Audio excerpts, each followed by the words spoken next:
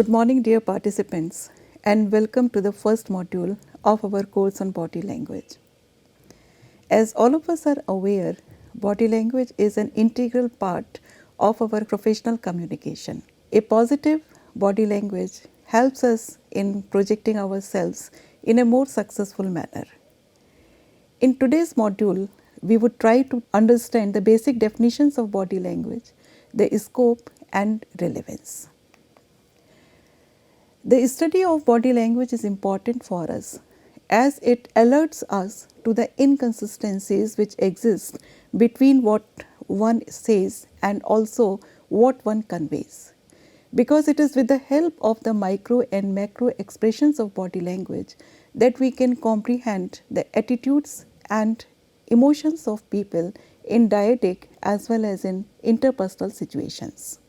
We can make out whether a particular individual is humble or arrogant or is being condescending or too demanding, etc. And at the same time, whether one is talking under certain depression or is in an angry mood, whether one is impatient or indifferent, etc. So these signals of body language help us to understand the true personality and the true intention of a person. We can say that the body language alerts us to the possibilities of reading an individual in the same manner in which we can read a book and decipher its meaning. We can find out the inconsistencies which exist between the verbal statements and the non-verbal communication with the basis of the intonations, gestures, voice control, etc. And therefore, we understand the truth and then we can also provide the necessary feedback accordingly. Non-verbal aspects of communication have macro as well as micro expressions. Now, what exactly is the difference between the macro and micro expressions of body language? Macro expressions are those expressions and aspects of body language which are visible to us. For example, if I smile, this smile is visible, it's a macro expression. On the other hand, micro expressions are those expressions which are very tiny, almost fleeting expressions. But it is the truth which is communicated through micro expressions in particular. There have been several audio recordings when people have been asked to describe their colleagues, for example, or a particular movie. It has been noticed that during these audio and also the video recordings, people were careful to use positive epithets to depict their colleagues. However, in the micro expressions, one could read their association and their intentions towards the other people. For example, we could make out whether a person likes the colleague whom he or she has been asked to describe or not, or what type of animosity or what level of friendship might exist between the two. These micro expressions may be very tiny. For example, there may be a twitch in a muscle just below the eye, or there may be a twitch of a muscle over here, or my smile may try to communicate something, but the eyes contradict that emotion. Now, these micro expressions are significant aspect of body language, much more significant than the macro ones. The phrase micro expressions was used for the first time by Paul Ekman in his book Telling Lies, which had come out in 1985. These macro and micro expressions are basically communicated through our touch, glance, eye contact, volume, those aspects which exactly are a part of our body, and at the same time those aspects which are not necessarily or strictly speaking a part of our body. For example, the dress we wear, the smell which we wear, the accessories which we carry with us. But in today's highly competitive world, we find that these aspects are also an extension of what we know and understand as body language. And therefore, we find that because of the growing presence of media, the growing competitiveness in the business world as well as in other professions, a significant understanding of body language is must. Media presence has also made our obsession with this particular field of study heightened. Particularly, our obsession with celebrity has also enhanced our awareness of it.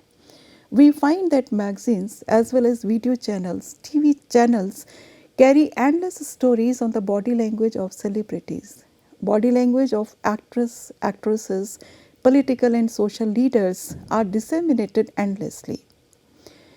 I would refer to a very interesting incident here where one FBI agent tried to analyze the eyelid fluttering of Madonna to see whether she was lying about her pregnancy on NBC television program. So we can find that the enhanced media awareness as well as the continuous growth in the technology today has made this particular aspect of study a significant one. If we look at the definitions of body language or the non-verbal aspects of communication, we find that different dictionaries have tried to define them in an interesting manner. The 12th edition of Collins English Dictionary, which was published in 2012, has defined it as the non-verbal imparting of information by means of conscious or subconscious bodily gestures and postures, etc. So here we would find that this definition has concentrated on the communication of information through conscious as well as unconscious aspects of our micro and macro signals. These two aspects, that is the conscious and unconscious ones, we would discuss after a couple of minutes. Webster's New World College Dictionary, in its 5th edition, which came out in 2012, defines it as gestures, unconscious bodily movements, facial expressions, etc., which serve as non-verbal communication or as accompaniments to speech. Hedwig Lewis has described body language as the communication of personal feelings, emotions, attitudes and thoughts through body movements, gestures, postures, positions and distances, either consciously or involuntarily, more often subconsciously and accompanied or unaccompanied by the spoken language. In all these definitions, I think that the definition by Hedwig Lewis is by far more complete than the other dictionary definitions. Body language or non-verbal aspects of communication can be used either in addition to words or even independent of words.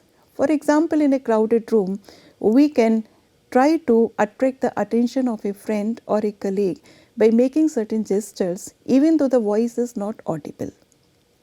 At the same time, we find that when we look at the communication in its totality, that is the words as well as the non-verbal aspects of communication, we can imagine the totality of the situation. The complete picture emerges before us only when we combine the two. It also provides the immediate feedback. For example, we are talking to a person and then looking at the expressions of that individual, we can make out how much has been internalized by that person or whether some more clarifications are required about a particular aspect. These aspects make it very important in interpersonal and group interactions because more than half of what we try to say is communicated not through words but through the non-verbal aspects of communication. Even though the codified studies of non-verbal aspects of communication started much later, we find that mankind has always been aware of its significance. In literature and in arts, there have been numerous references to it. The literary and artistic awareness can be traced as early as Shakespeare. Shakespeare has particularly alluded to the expression of eyes, and he has often looked at eyes as an expression of human character. For example, in Much Ado About Nothing, he says, "Let me see his eyes, that when I note another man like him, I may avoid him." Or in Henry IV, he says, "I see a strange confession in thine eyes." Or in Henry VI, part 2, he says, "Look not upon me, for thine eyes are wounding." So we can see that as early as the Renaissance time, people were aware of the significance of body language and what exactly was their role in communicating ideas, information and emotions to others.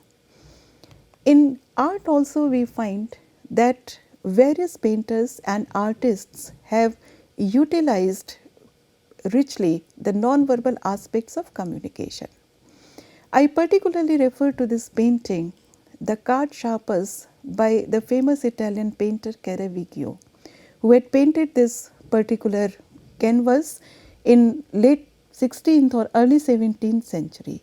And he has drawn on kinesics the body postures to paint a libellous scene from the low everyday life of his contemporary society. This particular fresco painting is an iconic painting by Michelangelo. It is a part of the Sistine Chapel ceiling which was painted during 1508 and 1512. It is an iconic representation of humanity where God himself is extending his hand to humanity. And we can look at the expression which has been presented here with the way the fingers have started to talk to each other. So, simply by looking at the fingers, we can try to make out the meaning which the artist wants to convey. However, the painting which is closest to my heart is a painting by one of my countrymen. This is a 19th century painting by Vishwanath Dhurandhar. In this particular painting, he has presented before us a scene at a Hindu wedding. We can look at it and find that each person has a distinct face. The outfit is also intricately detailed, and the body language of each person who has been painted here is dissimilar. So you would find that each character in this painting speaks a different language, and we can make out the intentions, the sensitivities, and the social standings simply by looking at the body language painted so cleverly by the artist here. Even outside the domains of literature and fine arts, we find that there has been a continuous professional awareness of body language. It has been used continuously by Roman orators and rhetoricians, and I particularly refer to Cicero and Quintilian in particular, who had emphasized on the harmony of speech, gesture and face, and also recognized the significance of the tone of the voice. It was particularly important in the contemporary rudimentary democratic situations. In the 18th and 19th centuries, we find that the European elocution movement also emphasized on the body movements and vocalizations. The earliest academic study can be credited to Charles Darwin, whose work The Expression of the Emotions in Man and Animals was published in 1872. He studied facial expressions in the context of evolutionary principles. Even though his finding was based on largely anecdotal data, we find that most of the comments which Darwin had made in 1872 are still valid, and they have got further validation on the basis of more recent scientific investigation. However, the codified academic study into the science of body language has started only in the 20th century. We find that it was in the 1940s, rather late 1940s, that at the University of Pennsylvania, Professor Ray Birdwhistell started looking at the non-verbal aspects of communication. He was an anthropologist, and very soon we find that several other people were drawn to this research. Several terms which we still use to study the field of body language were invented by Professor Ray Birdwhistell and his fellow researchers. For example, Professor Birdwhistell used the term kinesics in 1952. George L. Traeger used the term paralinguistics somewhere around 1950s. E.T. Hall used the word proxemics in 1959. Professor Ray Birdwhistell was also joined by Albert Mehrabia, who is a faculty at UCLA, and as I have read somewhere, though I don't recall the exact reference, he was also perhaps a professionally trained ballet dancer. So his insights into the art form also provided a study material to Professor Ray Birdwhistell. Professor Ray Birdwhistell and Albert Mehrabia started to record people's reactions under lab controlled situations to find out the significance and the true nature of non-verbal aspects of communication. They primarily studied non-verbal aspects of communication, which they termed as NVC, in order to comprehend the structures of human interaction as a whole. But very soon we find that this study started to have an overreaching influence over the contemporary fields of study. They had never used the word body language. In fact, in all their writings, they have used consistently non-verbal aspects of communication or any of the terms which they had used earlier. However, body language was a layman's term for non-verbal aspects of communication, which was popularized in 1970s with the publication of a book by Julius Fast. Body language was the title of this book, and as sometimes happens, the title becomes catchier than the book. It also has happened with another book, the title of which is I Am Okay, You Are Okay. So the same phenomena had happened with body language also. We don't remember much about the book itself. However, the title has remained in our memory since then. Now, what exactly is the significance of body language? These researchers, Professor Ray Birdwhistell and Mehrabia, noted and recorded almost 1 million non-verbal cues and signals. Albert Mehrabia at one moment had suggested that the total impact of a message is a combination of verbal content, paralanguage and body language. He had put verbal content at 7%, paralanguage, that is tone of the voice, intonations, inflections, etc. at 35%, and body language, that is gestures, postures, eye contact, etc. at 58%. Even though he has later on modified it and said that it cannot be rigidly compartmentalized as it is, but the fact remains that in any face-to-face communication particularly, the verbal content is the least important. What is more important is the body language, the kinesic aspects of it, the facial features and the paralanguage. In this module, I am listing 9 components of body language, which we are going to discuss in detail later on. So let's look at them one by one. The first aspect of body language which we are going to study is proxemics. Proxemics is a study which analyzes the communicator's sense of physical distance with the recipient in terms of signals and codes. That means how much distance we want to keep between the two of us if it is a dyadic situation, between us and the other people if it is an interpersonal group situation. Now, at the same time, we find that proxemics does not only study the distance between the two or more interactants, it also looks at the arrangement of the space in different socio-cultural patterns. The second aspect which we shall study is known as Oculesics, or the study of eye movement. Oculesics studies and analyzes the behavior of the eyes, the language of the eyes, the movements of the eyes, and whether it is different in a right-handed person and in a left-handed person. So these aspects are studied in Oculesics, the different type of gazes and their interpretations in a professional world are important to understand for all of us. The third aspect which we shall look at is known as haptics, which is the language of touch, or let us say it also studies the absence of touch in those situations where it matters. It analyzes communication which is done through human touch and how this touch communicates our feelings and emotions, whether it is socially appropriate or not. In the visuals, you can look at how the same touch can convey different attitudes and emotions to people. The fourth is kinesics. Kinesics studies body gestures and postures in the movement of the people particularly.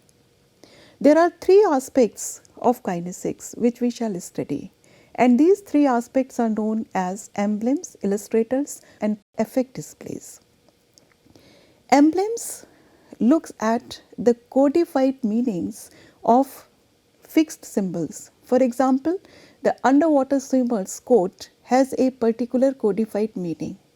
Or for example, a traffic signal person's actions. So, or the language of the deaf and the dumb. So, these are emblems, and therefore, because it is a codified study of fixed symbols and their meanings, we are not going to look at this aspect of kinesics. We would focus on the next two aspects, that is illustrators and affect displays of kinesics. What exactly are illustrators? These are those micro and macro signals which illustrates what we want to say. For example, if I want to say yes, I would not speak it out with a deadpan face and say yes. I would rather say yes, or I would not say no in a deadpan manner. I would say no. So, you would find that these expressions are illustrators. No human being can speak without introducing some component of body language in one's communication. It is true that those of us who are extroverts use body language in a much more relaxed manner. Our gestures and postures would be more expensive. On the other hand, a person who is shy and introvert would be using less gestures. But it is very strange to look at a person using speech without illustrating it with body language. Affect displays are also a type of an illustrator. The only difference is that illustrators illustrate the true intention of a person, but affect displays allow us to tell a lie. Now, there are certain social situations where a polite lie is perhaps expected.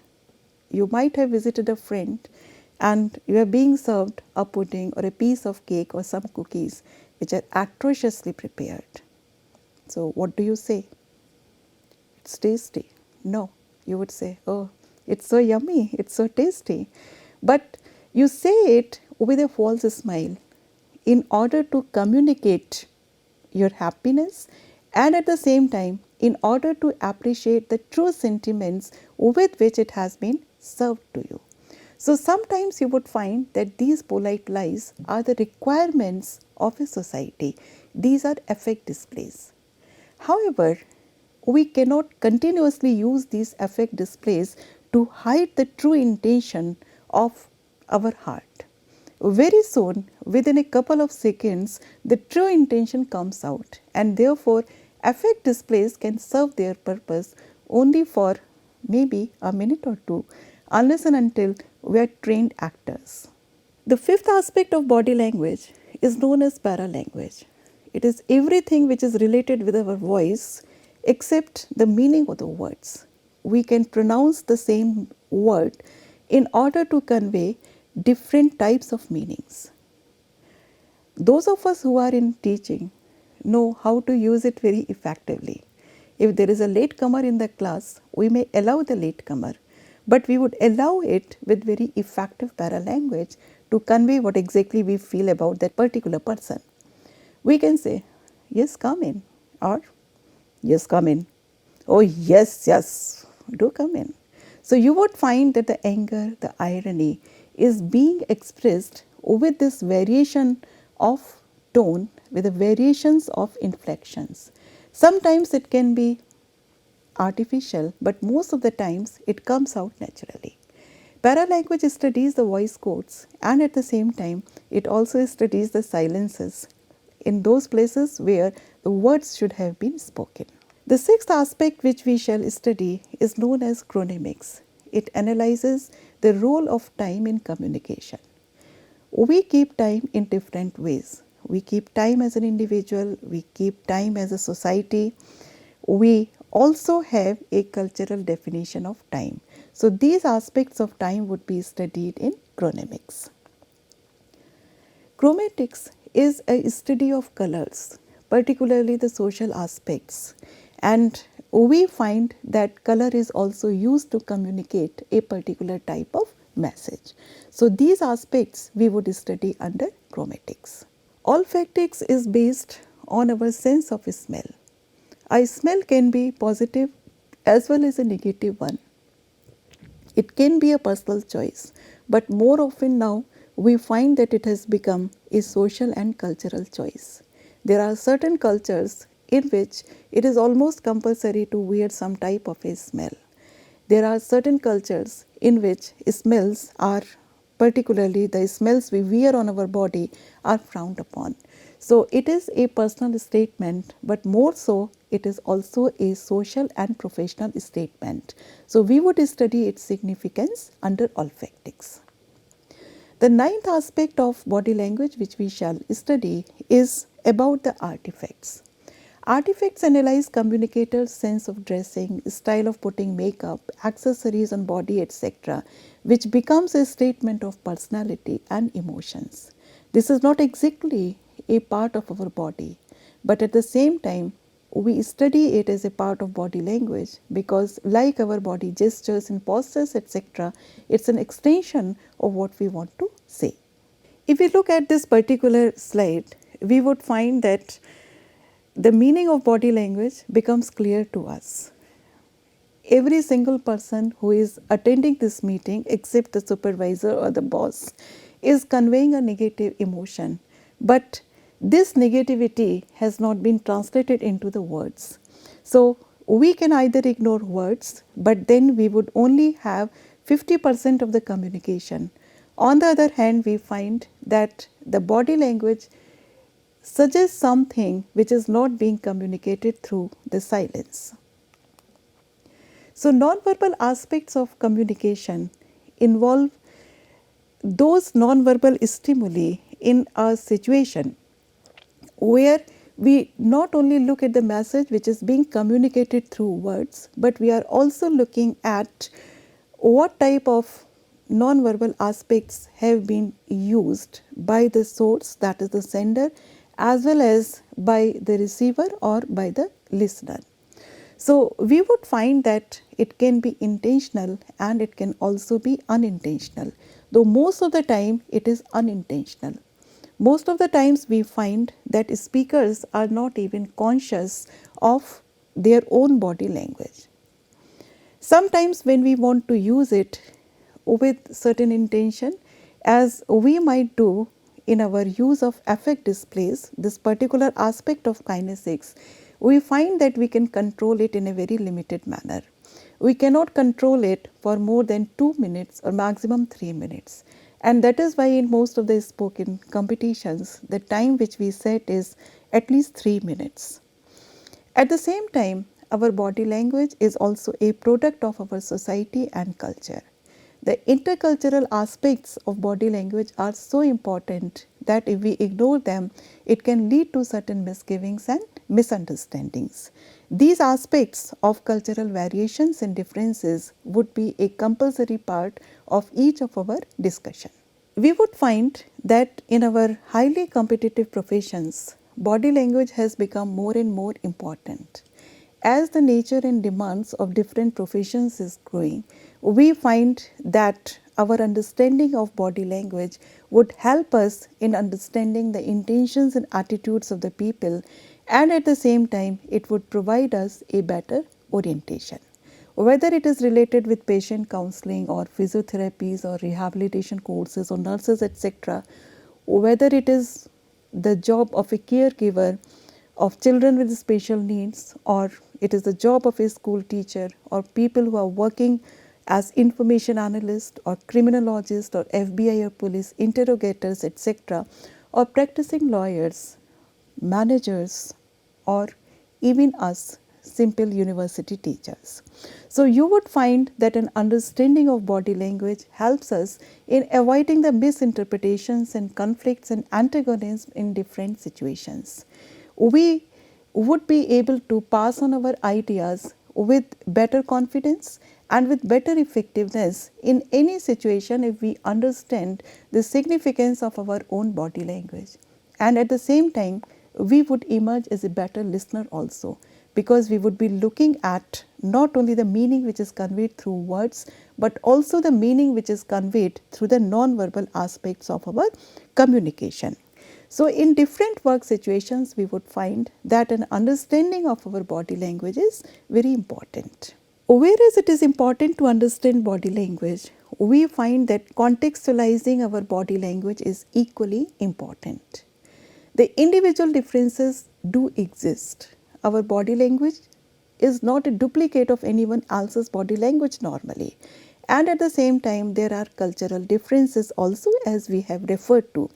For example, in Japan, listeners, particularly women, are taught to focus on a speaker's neck in order to avoid eye contact. In China as well as in Middle East, if one has to pay respect to the other person, the eye contact is normally avoided.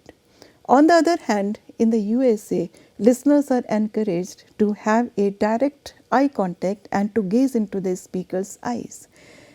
At the same time, we would find that there are certain cultural stereotypes which are based on gender differences.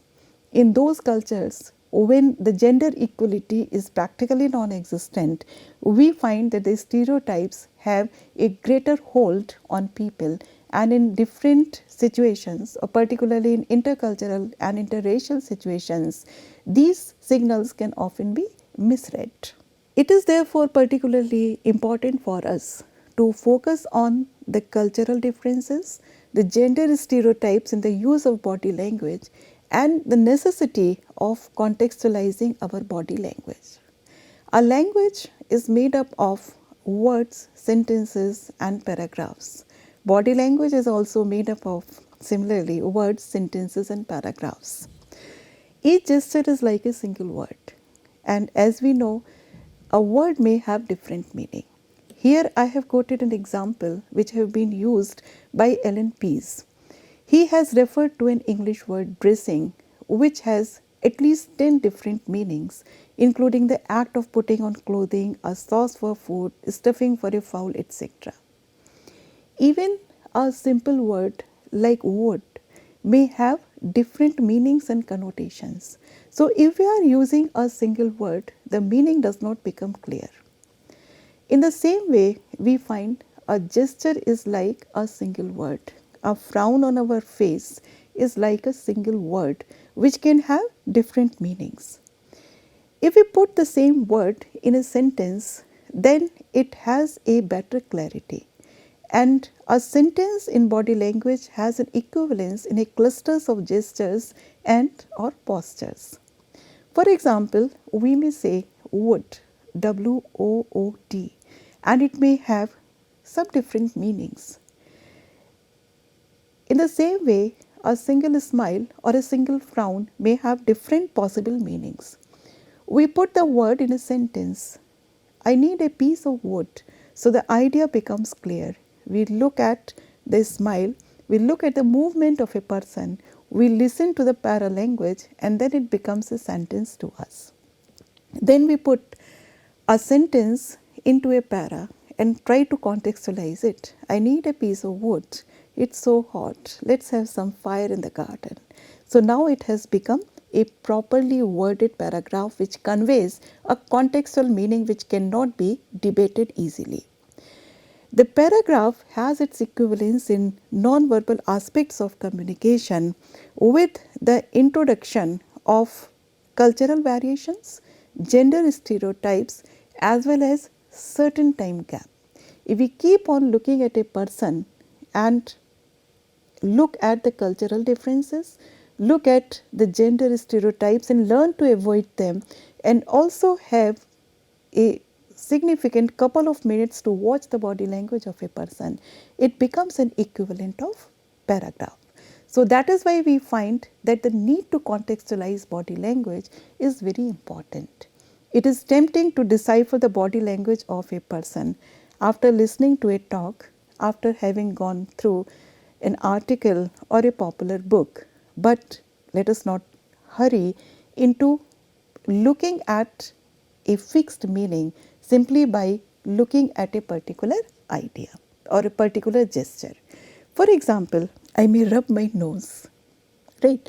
It is known as a defensive gesture, as we would discuss later on.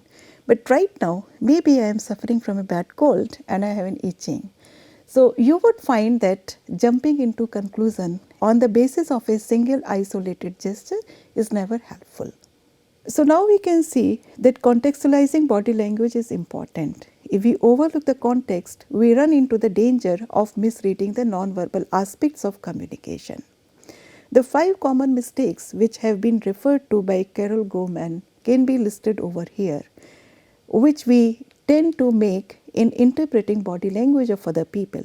We may forget to consider the context or associate the meaning with a single gesture. We focus too much on what is being said with the help of words. We do not know what has been the starting point of a person, and we judge the body language of another person through the bias of one's own culture. So, in this lecture we have discussed the basic definitions of body language, the emergence of body language as a field of study over the passage of time, its significance and scope, and different aspects of body language which we would study. In our next lecture, we would begin our discussion of these different aspects gradually. Thank you.